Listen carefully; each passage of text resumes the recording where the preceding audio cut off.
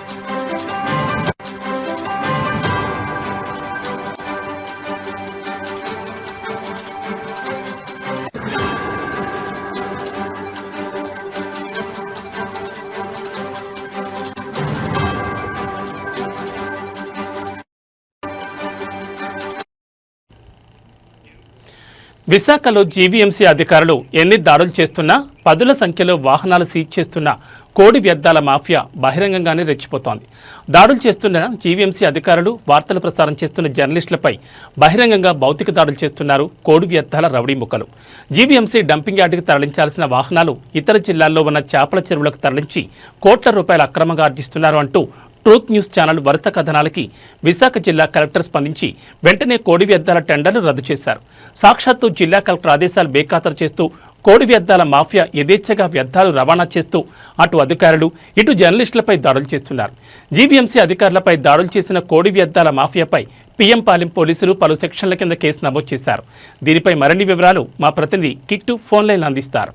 విశాఖలో జీవీఎంసీ అధికారులు ఎన్ని దాడులు చేస్తున్నప్పటికీ ఎప్పటికప్పుడు వాహనాలు సీజ్ చేస్తున్నప్పటికీ కూడా చికెన్ వేస్ట్ మాఫియా రెచ్చిపోతుందని చెప్పవచ్చు.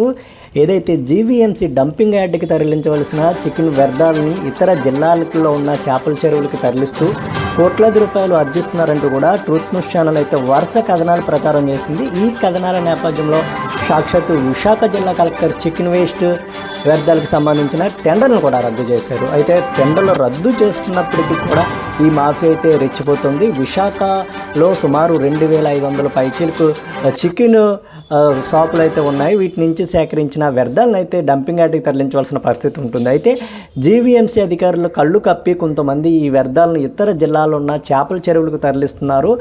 వాటి ద్వారా కోట్లాది రూపాయలు కూడా ఆర్జిస్తున్న పరిస్థితి అయితే ఉంది. అయితే ఈ నేపథ్యంలో విశాఖలో అనుమతులు లేకుండా చికెన్ వ్యర్థాలను సేకరించి ఇతర జిల్లాలకు తరలిస్తున్న వాహనాలపై అయితే జీవీఎంసీకి చెందిన సిబ్బంది అయితే మెరుపుదాడులు చేశారు.